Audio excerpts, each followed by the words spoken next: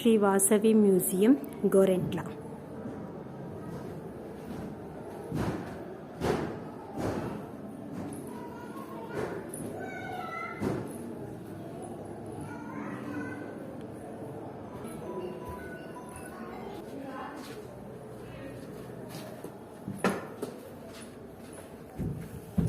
సూత మహర్షి వైశ్యమునులకు వైశ్యులకు వారి పూర్వ ఇతిహాసమును విశదీకరించుట.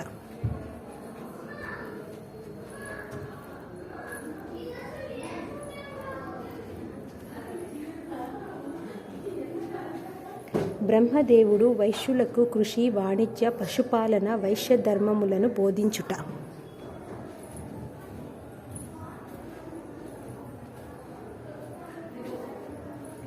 వైశ్యముని సమాధి తన 102 గోత్రముల వారికి ముక్తిని ప్రసాదించమని ఆది పరాశక్తిని ప్రార్థించుట.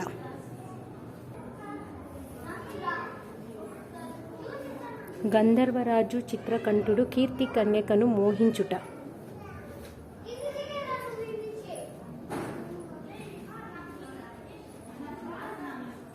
పుత్రకామేష్టి యజ్ఞము చేసిన కుసుమశ్రేష్ఠి కుసుమాంబ దంపతులకు యజ్ఞపురుషుడు పాయస పాత్రాన్ని అందించుట.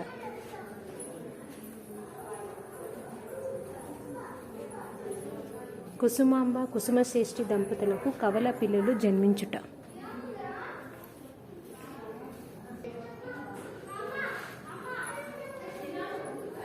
భాస్కరాచార్యులు బాలికకు వాసవి అని, బాలునికి విరూపాక్షుడు అని నామకరణము చేయుట.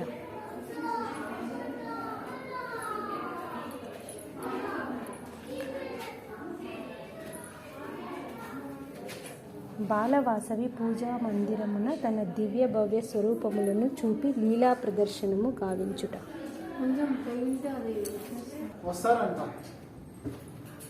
గురువైన భాస్కరాచార్యుల దగ్గర వాసవి విరూపాక్షుడు విద్యాభ్యాసమును, నాట్య కళాభ్యాసమును చేయుట.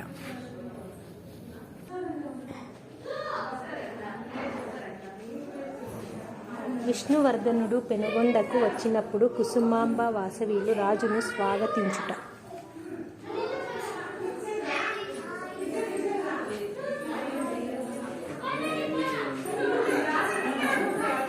మోహపరవశుడైన విష్ణువర్ధన మహారాజు వాసవిని తనకు ఇచ్చు వివాహము చేయమని మంత్రుల ద్వారా ఆదేశించుట.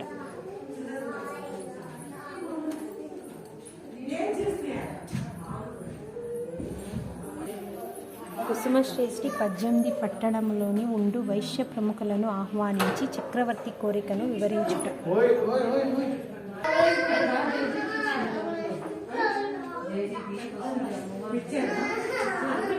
నగరేశ్వర స్వామి దేవాలయమునకు అగ్ని ప్రవేశమునకై వాసవి పల్లకిలో వచ్చుట.